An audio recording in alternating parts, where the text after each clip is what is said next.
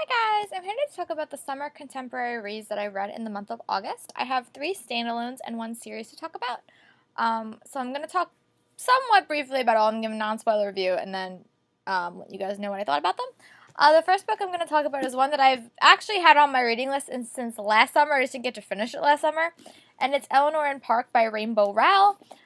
This book takes place in, I think it's like the 1986, sorry, it takes place 2 years before I was born. And it follows these 2 characters named Eleanor and Park, and Eleanor recently moves to this new town, and she strikes up a friendship with this boy named Park, and they are 2 very, very different people, but they start to develop this relationship based around music, and it leads to a friendship and then something more. But what I really liked is how different these 2 characters are and how much they really became to rely on each other. And I loved like how complicated the story got and how different these 2 characters' lives are, but how much their lives really fit together. They would start every day and they would share they would ride the bus together and they would share music, or they would share comic books, or they would share something, because Eleanor didn't really have a whole lot of entertainmental outlets and Park did. So that's kind of the start of how they started, and it was such a unique way to tell a story, and I really, really like it. I really like when people's passions is the foundation for where they find love, because I feel like if you find someone that you love that also has the same passions as you, it makes your romantic journey a little bit easier. And it was just a really, really cute story. I really, really liked it. I love Rainbow Rowell, and I think she's always able to really connect to teenage characters really, really well. I loved Fangirl, and I really, really liked this book as well. My only critique about this book is it was really, really, like, the ending came so abruptly, and I, like, wanted more. I wanted to know more, and it really was, like, left so open-ended. So I still really don't know what happened to these characters. But I grew to really, really like them, and I guess, like, I can extrapolate, but I just was like, wait, what happened? So, for me, it was a really, really, really good story. I just wanted a little bit more information. I wanted to know, like, well, this is what happened, and typically with romance books, you don't get such a clear-cut ending that I would love as a reader. So, I was like, okay, I understand. But I really loved the characters, and I liked how the romance it was a very, very big part of this novel, but there was also so much more going on in the scope of this novel that the romance really had an appropriate place, and I liked that. And I liked how their romance wasn't easy. There was challenges, there was problems, but these characters still really was at the heart of this book, and I liked seeing how the story concluded. So I gave this book 4 stars. If you have read Fangirl but you're looking for a little bit more of an emotional romance, I would read this book because it was really, really good. And then the next book I read was Past Perfect by Layla Sales. She has been a to-read author for me for a while. I heard about her on Book Hype, and I just knew that this story follows a character named Chelsea, and she works at one reenactment camp, and there's a reenactment camp across the street that is the Civil War reenactment camp.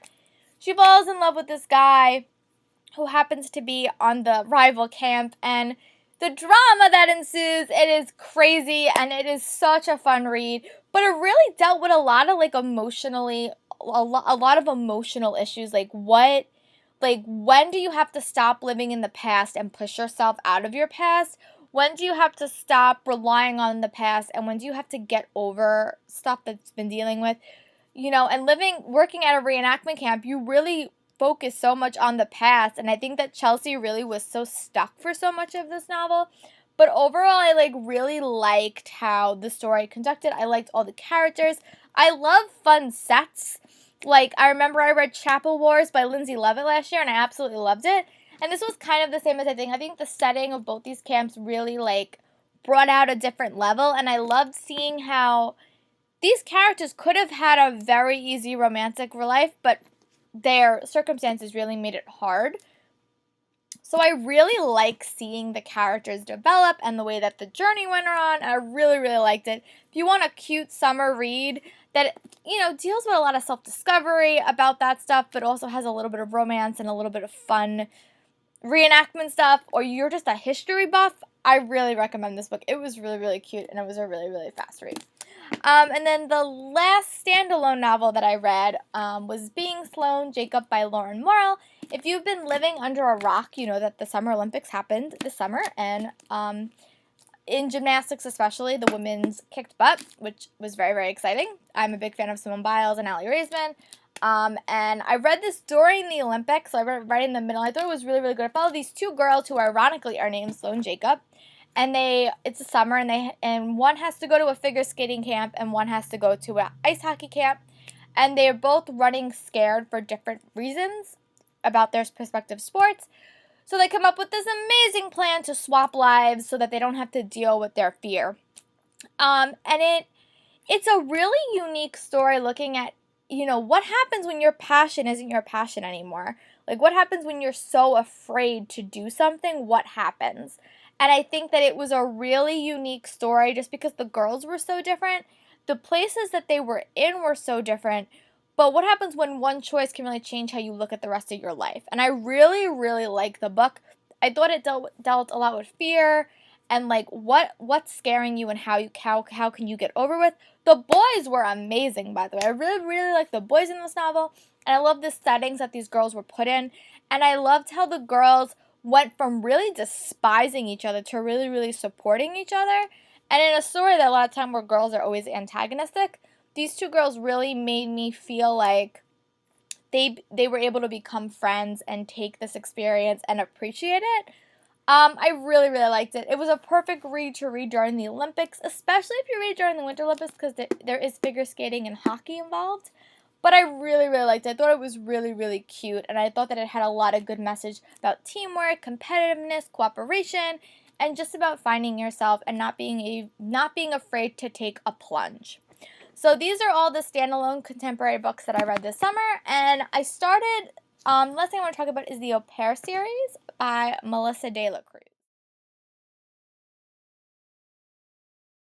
I started this series, I think, in June, and I read them in pretty quick succession. It's a 4-book series. It's the Au Pairs, Skinny Dipping, Sun-Kissed, and Crazy Hot, and it's 4 of them. It follows these 3 girls, Mara, Eliza, and Jackie, and they all wind up coming from very, very different lives. Mara lives in, a small uptown in upstate New York. Eliza is a rich girl whose parents have lost all their money. And Jackie is this girl who looks like a supermodel from Brazil. And they all wind up working at this very, very rich family in the Hamptons. I live on Long Island. I've never actually been to the Hamptons, but I love rich novels just because I think it's sometimes really, really fun to read about their lives. But I really like this series. I didn't think I was going to like it so much because it's kind of like superficial. But every book is different. All these girls start as au pairs, but they all don't stay au pairs for the entire series. Like every book, the book's dynamics change a little bit, and you see the characters through a different eyes. You learn a little bit about the characters. So throughout all 4 books, these characters really do grow and develop, and there's a lot of like development for these characters, which I wasn't really expecting. But in these 4 books, you can really see these girls going to college or going to something and seeing where their passions take them. But I really like the characters. I thought it was a very, very fun and frothy novel, like a lot of romance, a lot of romantic entanglements. But then there's also the babysitting and also what these girls want to do. Like one girl wants to write, one girl wants to be a fashion designer, and one girl really wants to go to college, but she is so pretty, so does she have to be a model? And the girls' relationships really did change. There were some books where they weren't speaking at all, and some books where they were best friends. But it really became like a sister relationship, and I really like that. Every book, I think, took a girl in a different direction. Like, every book, there was a twist about a girl, or a girl was put into a weird situation. And I think that it really made the book stronger for that. So if you're looking for, like, a fun, frothy read that really does, after you read all 4, show how much someone can grow in 4 summers, I really recommend them. They were really, really cute, and I really hopefully want to read more by Melissa De La Cruz because I really liked it. They were just like a fun, frothy read. Really, really fast-paced. I think I read 1 book almost in one night when I was babysitting. I think that was Skinny Dipping. But yeah, it was just and all the romances were really, really continuous. My favorite, I think, was Eliza's romance and Mara's, just because they were very, very consistent. Jackie's romance, I want to know more about. I know we're not going to get another book, but like I want to know what happened to that. They were really, really fun. I love the titles. I love the character. I like the set of the Hamptons.